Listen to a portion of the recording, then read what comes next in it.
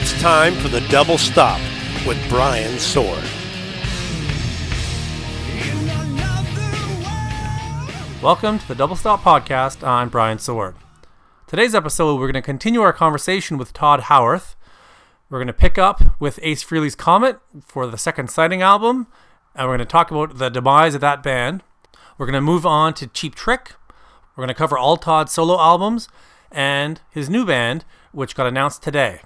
The band name officially is 4x even though I don't think he had a name when we talked about it in the show, but he goes into full detail of how that band happened and what they're looking to do.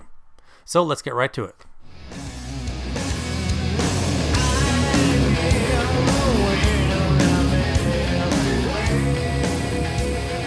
So you finish that tour, and then you go back to the studio for Second Sighting.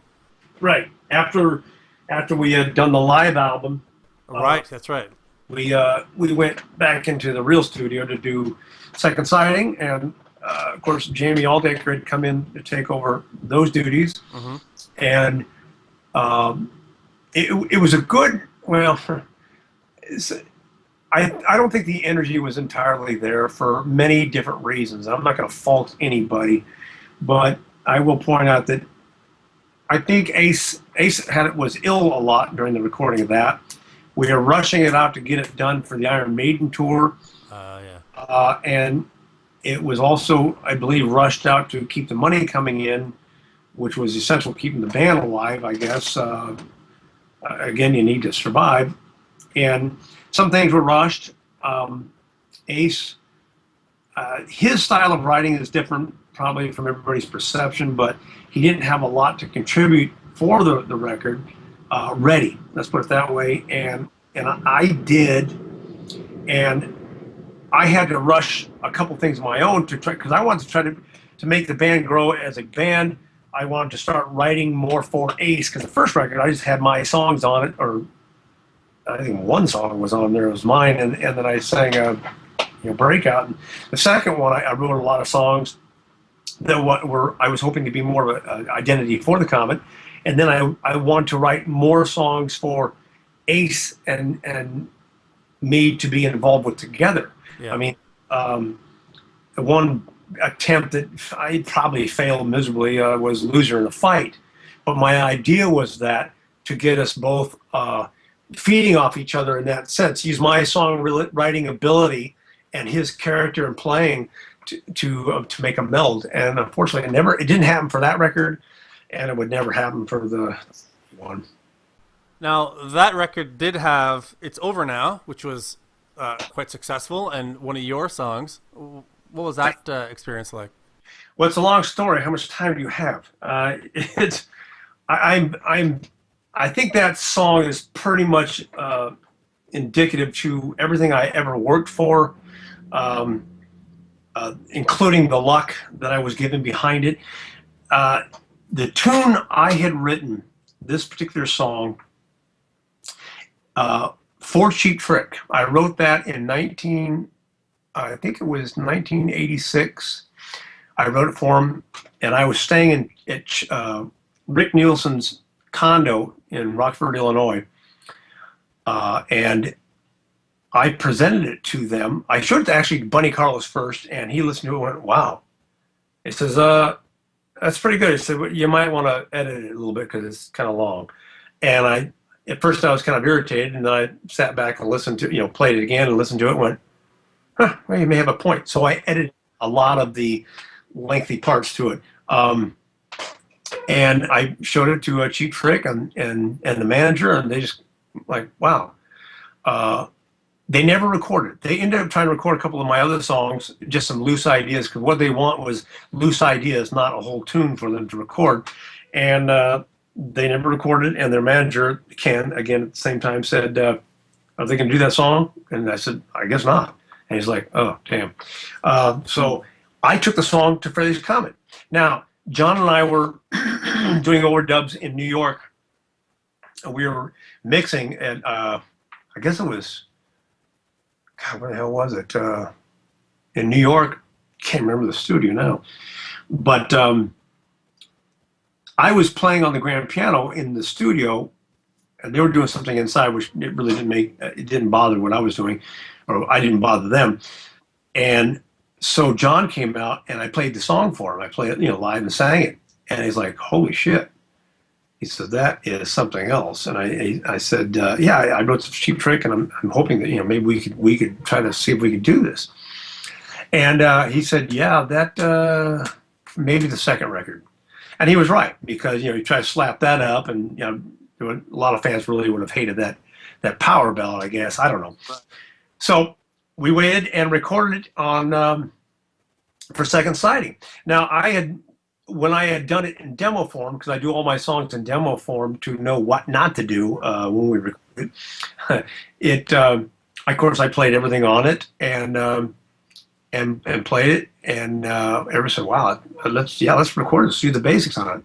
So in New York, once again, with Scott Mabuchi doing the co-producing along with all of us, we recorded a three-piece. It was Jamie, John, and myself. I recorded on the grand piano. Mm-hmm. And I wish I had some of the mixes. I may have them on cassette somewhere, but my God, the sound was huge before we got done with it. Now, I know there's, off topic here, I know there's a remastering of it, and I can't wait to hear and see what it sounds like, but it came about to not sound as big as I thought. And that was just piano, drums, and bass. But so we got in to record, do the overdubs, and of course I laid down my guitar parts and all the overdub guitar parts and my vocals, and the overdubs of the vocals. And Ace was in and out of the studio, again, not feeling well, had a lot of chest infections and bronchitis. Just went ahead and did the lead. I said, "Well, I got a lead for it, let's play. Can I play it?" And yeah, play it. And so I played it, and it was like, "Holy shit, that's fucking great," I said, "If Ace likes it, we'll play for Ace." And, of course, he's got the decision. It's his record, his band. And I expected that. I understood that. And again, this is probably the most pivotal moment for me, is when Ace came in to listen to what we had done, the work, and he said, "Ace, we got this, It's Over Now is pretty much finished. Unless you want to do the lead, we want you to listen to the lead that Todd did." So they played it, and Ace sat there I remember, sitting behind him watching him. He sat there at the console, mixing console. He listened to the whole thing, and then when it was done, he turned around and looked at me and said, looked at everybody and said, "Well, what's wrong with it?" And well, nothing. We just want, your approval. And do you like it, or you want to do the lead? And I said, "No, leave it as it is. It's fine. It's great." And at that point in time, I realized that I was just given the biggest gift music that I've ever been given, because at that point I wanted to write a song. I want to sing lead on it. I want to play it, and I want to play what I felt was the melody of the lead on guitar. So that was the height of my recording for the big bands ever, and I've always been thankful and will forever be thankful for Ace in letting me do that.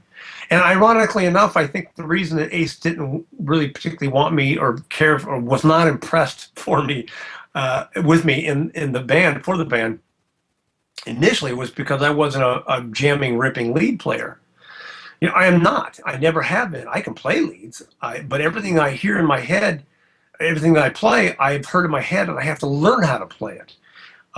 Which I can make myself learn anything. When I had to learn to play Ace's leads in the second rendition of Breakout, I learned all those. I'm like, okay, and it's hard. because it's just Ace's style, first off, and then I'm not a great lead player. I'm just a melody man. So, again, the irony there of thinking that he wouldn't like it because I played lead on it, but I think he really wanted me to be a more ripping lead player, as Richie Scarlett was for him. Man, Richie Scarlett's a great guitar player. I think they feed off each other in that sense, or they had fed off each other very well for that genre of music they were doing. So I think he kind of missed that, and maybe that my ability to put something out there that might do something for the band. He rose above, said, "Leave it. Let's move on. Next." Well, it speaks volumes for how secure he is, because the band was named after him, and he's a famous guitar player, and he let you have the solo. He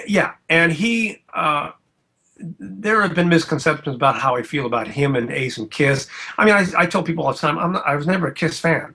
I never collected their records. I appreciated what they did, and over time, I became far more respectful and understanding of what they have accomplished and continue to accomplish to this day. That's the thing where I think is very important. The thing is that, hang on a second. Oh, dog's coming with me? Oh, my wife just gave me the dog. Okay, come here, Alf. Okay, man. So anyhow,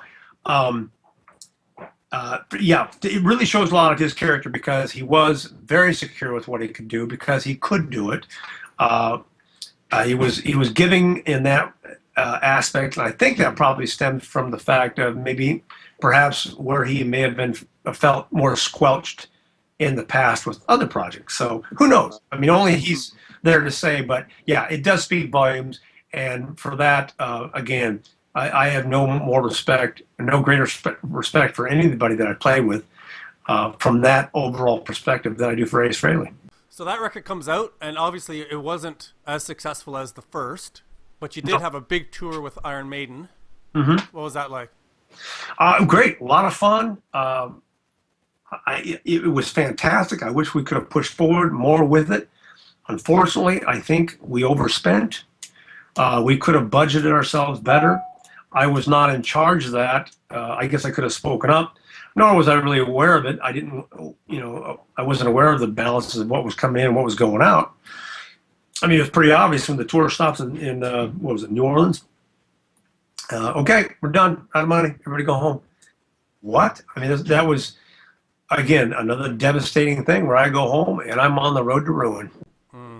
So that's the point where the band broke up? Right. Yeah. So what happened then? Well, the band didn't really, it broke up only in the sense that I called Ace and talked to him and said, look, Ace, it actually didn't break up. They said they wanted to do another record, a scaled down version, but I was going to have to take a back seat and Ace was going to have to write and sing everything. Right. Well, I understood that at that time, but financially for me, if we're not going to be touring a lot and be less merchandising for me to share, which I never did really see any of that money anyhow, I went back into the band. It didn't really give me a livelihood, which I thought, and now I had 2 kids, or actually I had 3 kids because my oldest daughter was born before back in 1981. But the thing was that I thought I'm going to have to strike out on my own, see what I can do. So that's when I called Ace and said, "Look, I have to leave." And the phone call was very short and polite. He said, "I wish you didn't go. I wish you'd stay." I said, "I think it's something I need to do." And although I'm sorry to do this, I think it's better for my career if I do as such. And so that's what happened. So all of this bullshit about being fired or let go was a crock of crap. Right. Regardless whose mouth it came out of. And I said this before, somebody may have said something, but it was not true. I quit and I left. And I went on to, I floundered actually. I joined up with a band out of New Jersey. It was a great band, but I was nowhere near mentally where I needed to be to push through with that. And I came out of that going, I need to really go solo. And that's when I started to put together my own projects and bands here in California in late 89 and 90. Same time I did that is when I got signed to Gene Simmons' label and through Gene and I had a great band together. But that fell apart because just couldn't reach a good deal with the record label. They didn't really see my music being viable because that's when grunge was coming in and kicking ass. Did it ever? Holy shit. And you know what? And the more irony is I loved it. I thought it was fucking great. I was re-influenced by all this new, fresh melodies and harsh guitars and obscure melodies and harmonies and the raw energy. I thought it was fantastic. But I knew it was death for me as I was known. So about the time that had fallen apart, through the same cluster of people that all are encircled in the same business, I went back to playing with Cheap Trick. Now, the band that you were with Simmons, was that called Hardware? Yeah, there was two versions. There was Wet Camp and Hardware, primarily the same band, and it morphed through three different sets of guitar players and drummers. Now, do any recordings exist of those bands? Yeah, there are recordings out, cassettes. I've got stuff on DAT tape, of which I was just talking to some of the band members. Matter of fact, one of the guitar players is the one that did the big lead on my video Cold Beach. As soon as I get, I've been doing so many things here with the business real estate and music, my own music, that I want to get back and dig into the archives and release those. Hell yeah. The bands were fucking great. I mean, I've only got a few recordings, but some of the stuff we do is just fucking smoking. Yeah, I'd love to hear that stuff. Yeah, I appreciate that because I think it'd be a lot of interest in it. And as I said, some of the band members are really looking forward and excited about me doing just that, release. Cool. Nowadays, it's pretty easy. So. Oh, yeah, it really is. And I'm going to start doing some upgrading to my antiquated digital tape studio here in the near future if things come to pass that have just recently developed. Okay, so it's early 90s. Your Cheap Trick calls you up, and you're back to being a touring member, right? Right. And you're there with them for quite a while? Yeah, I'm from 2000 to 2006. About 1990? Oh, yeah. Yeah. Yes, 1990 to 96. Sorry. God, boy, wow. Yeah, getting old. I think it was late 90 or maybe 91 and to 96, to late 96. I remember that specifically. And so you're lots of touring. Did you do any studio work with them, or was it strictly a touring member? Strictly touring. I went in the studio with them to do some stuff. They never really used me. It was a matter of logistics and money, I believe. Not so much money because they paid some good guys to come in there and do the stuff they wanted. People that were familiar with them. I was either in California, or I was on tour with them, based out of Rockford, Illinois. So it wasn't really cost effective to drag me back out there, I guess, or maybe they felt to get a better contribution of some of the other guys that they had. I did do some singing and help them out with some stuff and ideas.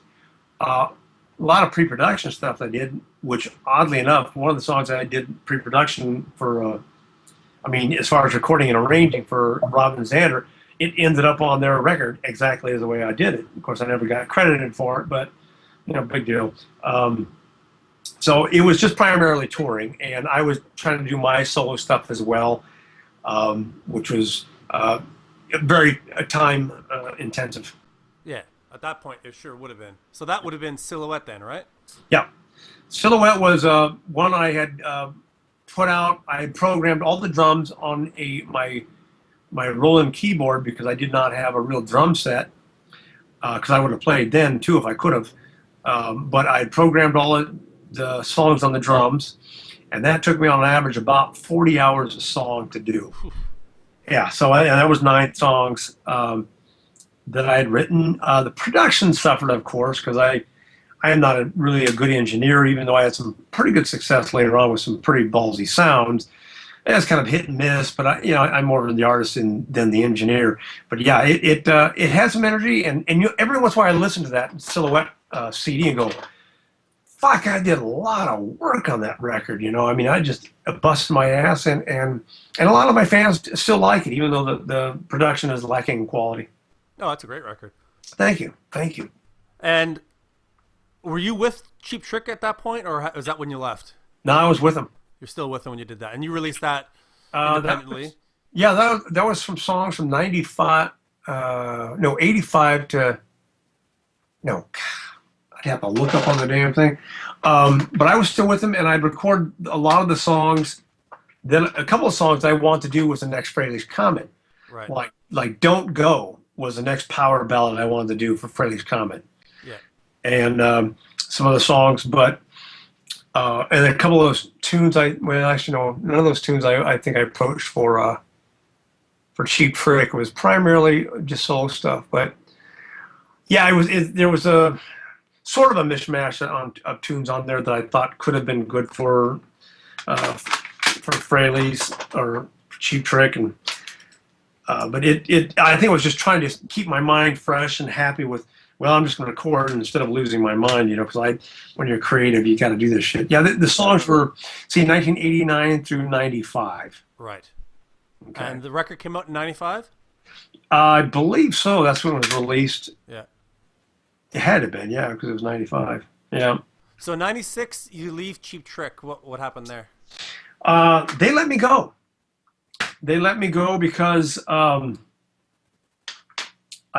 thinking again. It was probably finances. I mean, they've always done fine.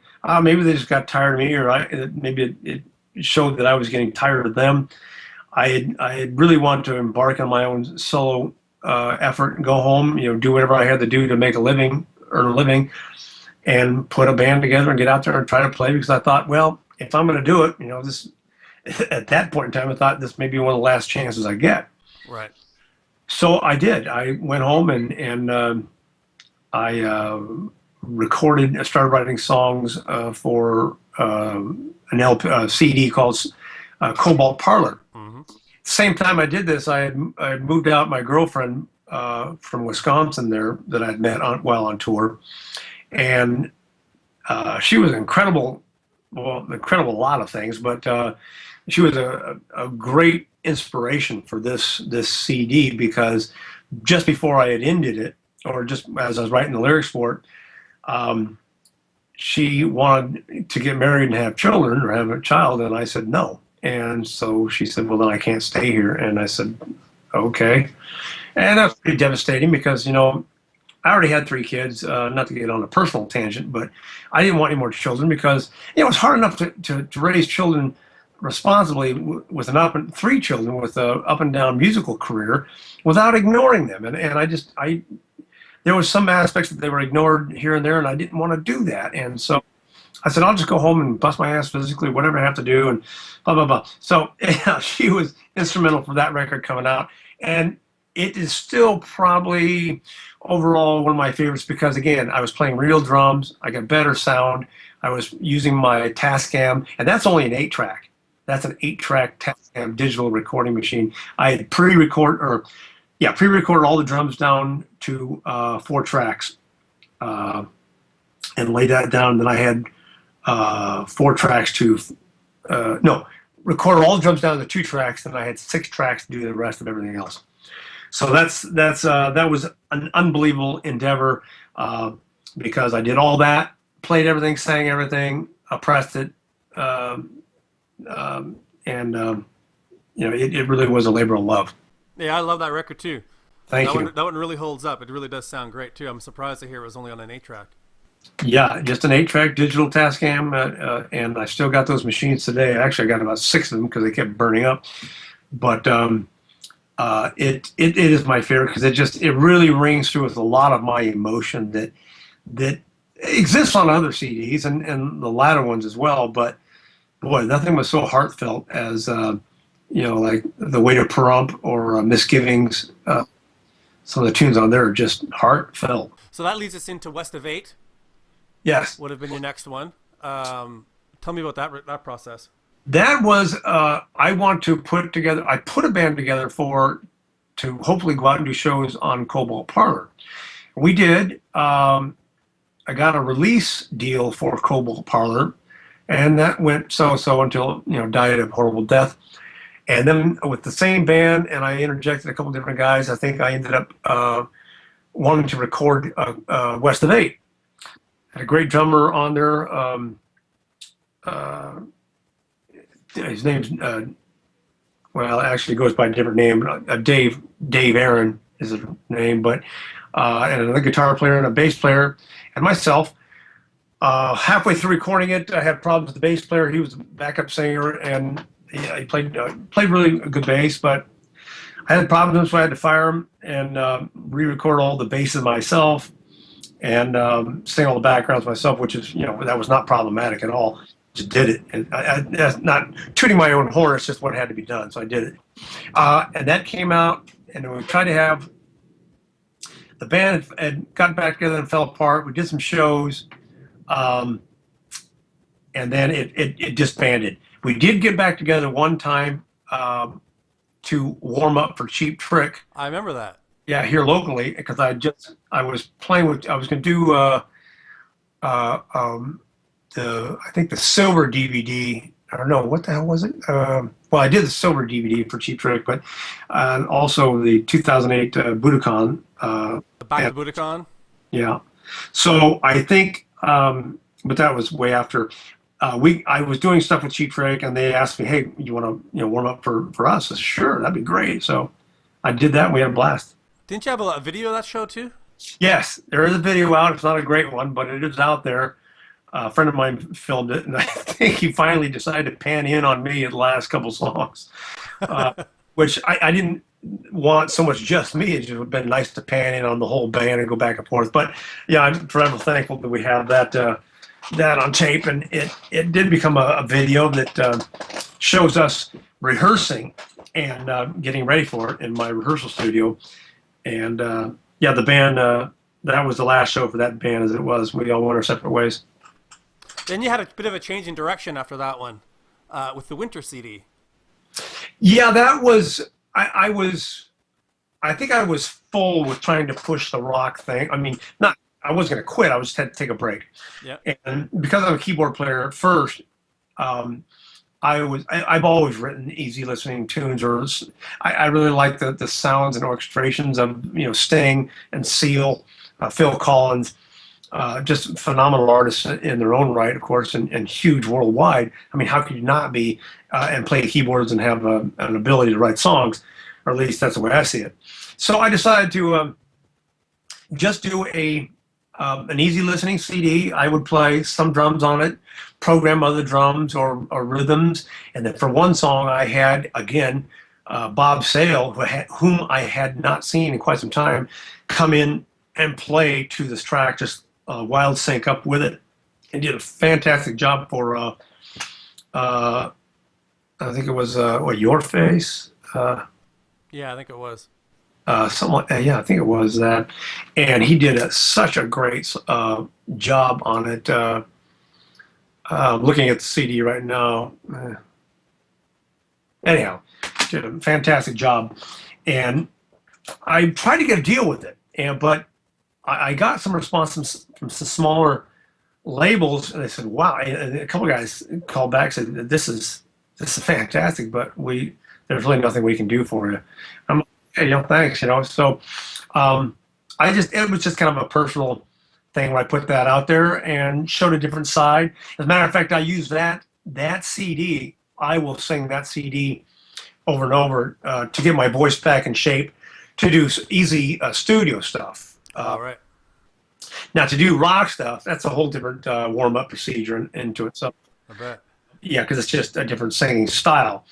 And I think that's problematic for my singing styles, is I have to, how am I singing? How am I going to do this? Because I sing like 3 different ways, and it fucks with me sometimes, because I need to stay focused on the way I'm singing. But I like there's some songs on there that still I like to listen to.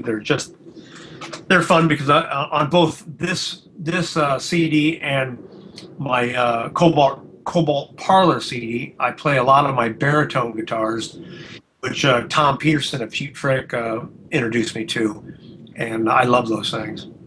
So then you went back to rock. Yeah. Opposite Gods.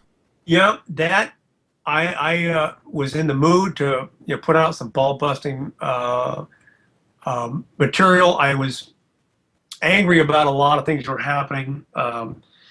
Primarily, I think, in our country. It didn't really come through, because I'm not ever going to do things politically on the record, because nobody wants to hear that. I mean, I did one song that's on there. It's called Change, and I'm sure everybody has half a brain can figure that one out. But it was just a statement of how I felt. It's not a political beat in the drum, and I'm never going to do that, because nobody's going to pay me to hear things that they don't believe in or vote for, and it shouldn't be that way. I mean, I'm paid to entertain you with my songwriting. So, anyhow, there's a lot of tunes on here that came from one of my best friends' tragic Harley accident where he's paralyzed from the waist down, to the troubles of my son had growing up in his young life, and now he's so well adjusted, it's unbelievable. To even a little ditty about my dog, which is just hilarious. Some other heartfelt songs about veterans and my imagination, and the superficial characters of today's modern day stars and artists and actors. It just was a lot of fun to do.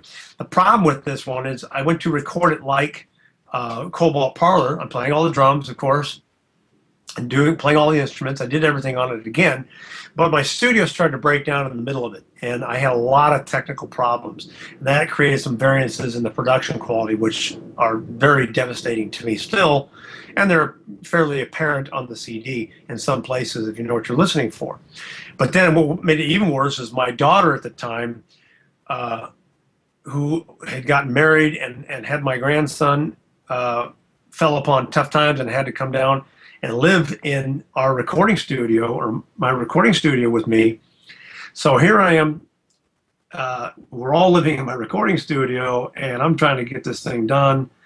And it's like, oh my God, this is just, just so hard to do, and trying to fix stuff. So I had to move the basics of, luckily most of the drum tracks were done. I wanted to redo 3 of them, I think, but I had to take what I had, take it downstairs in my automotive garage, our business real estate. I had to pack. I had a small room surrounded by packing blankets hanging off the rafters, and that was my makeshift studio where I did all the rest of the vocals, guitar work, some keyboard stuff, mixing, and finished it. I mean, and I went through, with no heating and air conditioning, through a winter and a summer, and I was either roasting or I was fucking freezing. And, it's like, it was tough, but it was like, well, it's not too unlike what I've done before, because in the past I didn't have a lot of heaters or air conditioning in my studio either. Yeah. So it suffered a lot of production things, but it was a lot of fun in doing it. Plus my son did the artwork for it. Which is great. It's a great cover.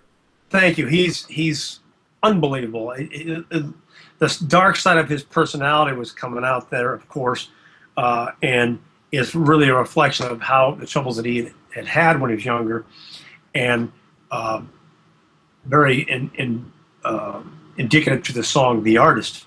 Mm-hmm. But it has a lot of, I guess, esoteric meanings to me. It'll probably become more popular as I age and my resume ages or accumulates. Let's put it that way. I do have a fair amount of Opposite Gods left. Because I ordered a big batch, and so eventually people pick up on it and listen to it, and I still get orders from it. I get a lot of digital downloads now because everything's on iTunes. All my stuff is on iTunes. Yeah, and that's how it's going to go now. Oh yeah, I mean, and there are some people out there still like me that want to have their physical CD. I'm not so much. Well, I like that with the CD, but I'm more like that with my books. All the books I read, I have to have the physical. Matter of fact, I've got 3 books I'm taking on this trip tomorrow, and I have to have the physical part of it because I like to have them in my bookshelf. Like I'm looking at just a fraction of my accumulation now, and it's just neat to look at them and go, oh, what was that about? Oh yeah, and reflect, Yeah. So, but the digital download is good for this increasingly fickle and accumulating listening public. Oh, for sure. Yeah. God bless them. Thank you. I'm glad they're there. Yeah. I'm like that. I still got my books. I got my CDs. I have all your stuff on CD, and that's, I'm a little old school though. So you're the guy. That's an old joke. It's still funny. So, okay. So you finished that record up, which was a hell of a process, but the songs are there though. So, any production regrets you may have, the songs are there, especially Jimbo's Bunk for me. Well, that's right, because I sent you, I don't know if you want to put this in there or not, but I sent you a few of the basic tracks of these tunes to see what you thought of them. And I remember your reaction. It's just, probably the same as mine with It's Over Now. Wow, so ballsy, and you get the end product like, well, what happened here? But the thing is that as you're so supporting me here, yeah, there's some serious nuts on this CD, and it was more so in some of the basic tracks that were nowhere near producible because there were too much bottom or too much mid or whatever. But the power was there in the basic tracks without the vocals, like Jimbo's Buck. That the very first recordings I did before I had to redo the guitars was better than what's on there now, and you got to hear that. Oh yeah, this is great stuff. Cool. Okay, so of course, Cold Beach comes up next, which we did work together on the video side of it. Yeah, more than that, you're responsible for me writing the fucking song because you caught. Maybe I'm stepping on your feet here, but you were the one that called me up and said, "Hey, I want to record a video." I said, "Oh, great. Well, what do you want to do?" I don't have any new songs, and you said, "Well, maybe some of your new stuff." I said, "Well, I don't really have any new stuff now. I'm gearing up for ideas for. I wanted to do another acoustical and another heavy-handed rock CD, and I didn't have anything really that I felt was worthy of recording in the time span that you said." And then, am I telling a story for you, or did you want to tell something? No, please, you go for it. But it's funny because you said, and I asked you, I said, well, what type of video are you looking to make? What do you have in mind? Because I love, cinematography and movie scores and the music behind it. So I had no idea what you're speaking of, really. And you said, well, I'd like to do something of your off-road stuff. Well, I'm a big sand rat, and I like anything with an engine, and I love off-road sports, as I have since a kid. And I think I said my response was, "Oh, perfect. I'll write one." So in 3 days, I wrote you a song, and I sent you the basics for that. Yeah, which I loved. And like obviously the desert stuff is so visual. It's I saw some photos on Facebook or on your website or something, and I was just like, "We got to film that shit. That's amazing." Oh yeah, we didn't even get half of the crap. You did a tremendous job for the short span we had, but there's so much more gnarlier shit we could have done. But it really captures. You captured a mild portion of what us sand rats do out there, and that's badass. It's fun. It's fun. Yeah. So and that particular recording, I think you reconnected with Ronnie, right? Yeah, Ronnie and we had done stuff on Cocoa Blue, and then we had worked the overdubs and mixing in Ronnie's small studio in his house. And I just talked to him yesterday, as a matter of fact. And we rekindled our friendship. That's a long story into itself again, as there's many years we didn't talk to each other at all. But we're really good friends again, and we had so much fun recording the Cocoa Blue stuff that I told Ronnie, I said, "Hey, I want to do this song. Can we do the same thing we did for Cocoa Blue? We'll get Bobby to play the badass drums." And I sent him all the basic idea tracks too off the drum machine on my keyboard and the bass and guitar. And he said, "Fuck yeah, I'd love to do this stuff," because Ronnie's heavier like me. He likes heavy shit. So yeah, he got involved, and he really added a lot of good ideas to the song. Unfortunately that recording got rushed as well because I wanted to redo the vocals entirely, and we never got a chance to because Ronnie's studio is in his home, and it kind of conflicts with some of his home life and other things that are taking place in his life, and so we can only get so much done before it wasn't even mixed when we did the video. We just had to get that done. But yeah, he was very instrumental in helping getting that great sound. Yeah, the production value on that one's fantastic. I think so. I really think so. I'm really happy with it. The only bad thing was I blew up my amplifier just before recording it, so I didn't quite get my sound, and I had to use my white Steinberger, which sounds good, but doesn't sound anywhere near as good as Big Red and my new black one. So there were some things that were lacking in there, because I'm picking it apart, which all people do stupidly, because the audience doesn't know that. They hear it, they like it, it's done. So it was a great thing, and since then I'm in writing for this new heavy and the new easy. I've got great fucking material. I cannot wait to get out there, but some other things are starting to pop up, and they may have to sideline to a degree, or I may be able to incorporate some of this stuff into this new project. after Cold Beach, we got Cocoa Blue, which it sounds to me like you probably recorded before you recorded Cold Beach. Yes. But that was an album of covers with all the original members, right? That just came out recently. Yeah, it came out. Yeah, it came out last year. I think I finally got it on iTunes last year. I had to get all the permission, mechanicals royalties stuff from all the songs we did, because there was stuff from various bands of the era, from Nugent to Aerosmith, Doobie Brothers, Steely Dan, ZZ Top, and it is a fun record. Some really good stuff came out of that, and of course the musicianship, which is so far better than we were back in Cocoa Blue, even though Cocoa Blue was a great band. We had a blast doing it. Matter of fact, we talked about doing a second one. I don't know if that's ever going to come to pass, but if we do, hopefully Jason can play bass again. If he doesn't, I'll probably end up playing the bass. Yeah, that must have been a riot to go back to, a band you were with when you were, 16, and oh yeah. Group. Oh, it was. It was so much fun. I mean, I was the asshole in Cocoa Blue. They all really. It's funny because Bob Sale loved to tell the story over and over, but I was the one that was a workhorse, and all of them, especially Bob. I mean, he wanted to fuck around, and I was constantly yelling and sometimes threatening these guys to shape up and let's do this fucking stuff right. And I was like the worst musician in the band.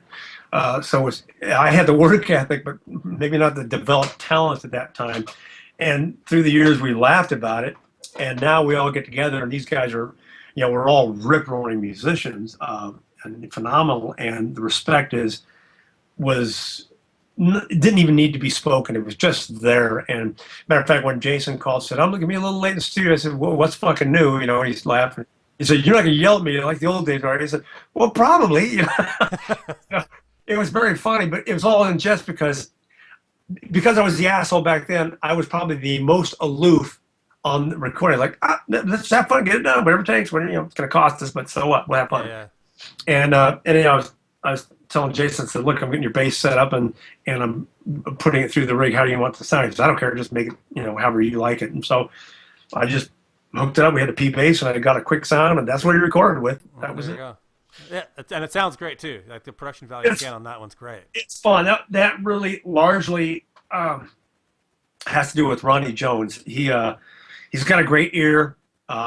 He's also a tremendous musician, and he did a fantastic. He sang the song "A Brick House" on there, and because I was going to sing it, and he said to me, "Hey, can I take a shot at it?" I said, "Hell yeah, please do." We're trying to get everybody to sing. Everybody did except for Lewis, because he said if it's not Hot Rod Lincoln, he said I can't sing it. So we got Ronnie sang it, and he did such. I think it's one of my favorite vocal tracks on the whole CD. So that takes us to today. What do you got going on now? Well, as I said, I am currently writing tunes that are calculated for my new heavy CD and another CD. At the same time, I want to do is going to be just primarily keyboards in my vocal, and then acoustic guitars in my vocal. No huge productions, nothing like Winter. That wasn't really a huge production, but I'm really going to scale back so you can hear just more of my voice, my tonal quality on the acoustic one. Yeah. And then I really want to go, I'm going to have a band do the rock one. I may use a few drummers. Well, if it ever comes to pass. Yeah. But some guys that are just ballsy, and that's what's on my burner at this point in time. At the same time of that, John Regan and I have been talking quite some time now, along with some other members, to try to get Frehley's Comet back together to do something. And through luck of a few friends and fans, I finally ended up getting to meet up with Ace again. But it was such a short meeting, there was no time to talk about it, and I think the interest was not there genuinely from him because he's occupied with his own deal and stuff he wants to do. In the same time this was happening, Mitch LaFon, who is a I get it. He's a writer, a critique, and a Kiss enthusiast. Yep. Came up with a great benefit out of Canada to do. I guess it was for musicians without. It was for a cancer hospital in Montreal. Cancer hospice, right? And that's what it was. I'm confusing with another thing. It was such a noble cause, and he wanted all these people affiliated with Kiss to do a tribute CD. And of course, John had already signed on, and he asked me to do it. And plus, we'd done some interviews, and I said, "Well, sure, yeah, I'll do whatever you need." So I ended up doing I am singing some backups on other tracks that are already done. Ronnie Jones helped me with that, of course, through his studio, because he's got Pro Tools and it's all through the net. Mm-hmm. And then he had asked us if we'd like to record a track with Kevin Valentine doing drums, I guess, and John on bass, and me or whomever else wanted to do guitars. And so we decided on doing Breakout, and we redid Breakout, and it's principally the same with the exception of the arrangement, and that's only due to the fact that Kevin had to play to this song with a track, a click track, and so the arrangement got a little off in certain areas. And instead of being real anal about it, because I called up John, I said, "John, this track is not the arrangement." He says, "Doesn't matter. Go ahead and play with it. Do whatever." I laughed and said, "Okay, well, yeah, I can do that." So I came up with an arrangement for the phrasing that Kevin laid down, and it came out fine. Yeah, it sounds great. And I said I want to pull it back a little bit, and I'm going to make it a little bit ballsier and change it up, and I'll do Ace's leads. I said, and I'm not going to really change him up because that'd probably be pure death. I said I'm going to probably duplicate what he had, or close to what I can duplicate. And so again, I had to learn that and do that. And we made John's bass sound like Jeff Thunder God. I know, it totally does. Just sounds like Gene, a Thunder God, but Thunder.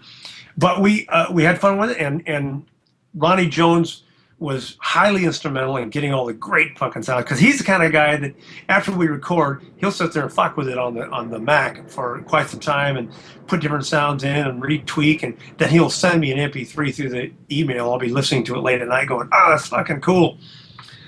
So we had a lot of fun with that. So that came to pass, and I ended up singing a couple other things and a contribution for that tribute CD, and it came out really well and did really well for Mitch and the cause. Yeah, it raised like $25,000 for that hospital. Yeah, and that's and counting. Yeah, and that's a good thing. I'm always for that, because I'm also for the veterans of the U.S. veterans, and eventually I'm going to get to a part in my life where I can contribute consistently and always to the Wounded Warriors Project here in the States, which is, again, a cause I firmly believe in. But in all this taking place, it had been brought up that maybe we should try to do some shows. Great. Well, a lot of things have wrangled it around, and we tried to do it, and we were thinking about it. We came up with set lists, and it came up with a large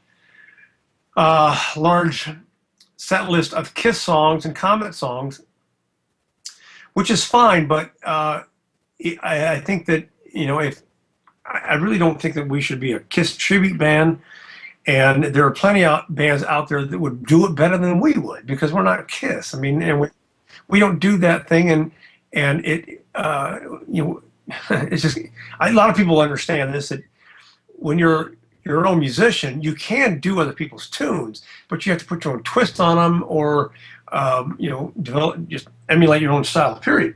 So it got whittled down to the fact that, well, we're just going to put a band together and do some Comet tunes, and maybe some tunes from other big bands that we've all collectively played. Yep. So that is, in a very short story, that's where we are today. And who's in that? That'd be you and John for sure. John Regan, and then we've got, and this is no secret, Sean Kelly, another Canadian, a fantastic guitar player. I'm going to be talking to him soon, actually, for this show. And what a great guy. Matter of fact, he's flying down here. We're going to get together in probably 2 to 3 weeks to start going over all the guitar parts. And he's a phenomenal player, phenomenal guy, a great guy. He's young. What is he? 41, 40 something, 43. He's got such a great attitude. He's a well-seasoned player. He plays for Nelly Furtado. He's a big deal up here. Yeah, he plays for Nelly. He's a big deal up here. He's played in a bunch of bands. He's got a book out on kind of the history of Canadian metal rock on rock in the 80s and whatnot. Yeah, he's doing big things. And I learned more about him as I did other Canadian musicians. I guess I was kind of ignorant of just how big, a lot of Canadian music is. And I say that tongue in cheek because I know there's huge Canadian bands. I mean, a lot of great Canadian bands have come out and done very well in the States, while already having done real well in Canada, I'm sure. Yeah, that's just it. There's a whole scene here, and at least in the 80s especially, there was a big scene in Canada, and we had our own bands, and a lot of them may not have been heard in the States, but they were very popular here. Yeah, and thank God for them, because I think they've still perpetuated that type of feel and sound. Yeah. And so I've become more re-educated on just exactly how important it was, while I was in my own little fucking world down here, I guess. But, my hat's off to it. Smoking band members, musicians. But anyhow, Sean is fantastic. I'm very much looking forward to getting together with him live, because we've done some work over Skype, but that's always delayed, and that's very hard to do. But we're gonna have so much fun when he comes down here. I'm not gonna want him to leave. And then we finally got a drummer solidified. His name is Stet Howland. He used to play with Wasp. Yes, I know him for sure. That's great. And although I was never a Wasp, I don't want to say fan, but a person that listened to Wasp, I've listened to Stet, and he's fucking phenomenal. Yeah, drummer. He's a great drummer. Is he San Diego guy too? No, he's in Florida. He's in Florida, and he's going through the same crap right now that I went through back in 1988 with family life and band stuff, and he's only 53. I think he said he's 53. So he's 3 years, almost 4 years younger than I am.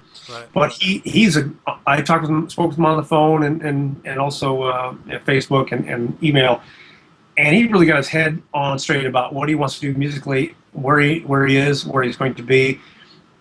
This new enthusiasm for doing a band thing, which I now have had, and even more so now that Stet is into it and Sean is into it, and John's always been there. John's always, come on, let's get a band, let's do something. We got to do something. Yeah. But John's always been more, we've got to do this and make an income. I can't do it for free. I understand that, because you have to, especially when we're all in different corners of this continent here.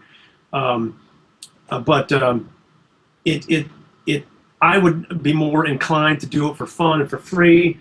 Sean's got a new young family that he's got to look out for, and he's got a lot of stuff on his plate, so he could probably get away with doing some of it for no money. But if we're going to put a band together and go out there and be booked and do Comet stuff and some of the big name stuff that we played for, and we've got a lot to draw off. John Regan's played with an incredible amount of people. Yeah. And so far, I think he's only put in one tune from one band that he wants to do, and of course we'll embellish the set list as we go on. But we're going to have some songs from bands that I played with, and Stet is going to throw in some stuff, and he's going to sing lead on it, which is great. Sean is going to throw in some stuff that he's done, and he's going to sing, I think, lead on some tunes, because he's a very capable singer, which is fine with me, because I'd like to take a break here and there. I'm not an ego hog and spotlight type guy. I'm very entertaining, and I'm pretty much the class clown, and pretty much everything through what I've done. I never got to do that pretty much with Frehley's Comet, because it wasn't my place. Definitely didn't do that with Cheap Trick, because there was already a class clown in that band. So we're all very excited in getting this together. And what do you think you're going to start doing some shows? Well, we've set up a calendar where we know what we're all doing. Mine is not that full. I think mine is only full of vacations, as we just booked we got not to sound pretentious, but we got a Hawaiian vacation we're taking shortly. And then in a few months, we've got a Park City, Utah snowboard ski vacation.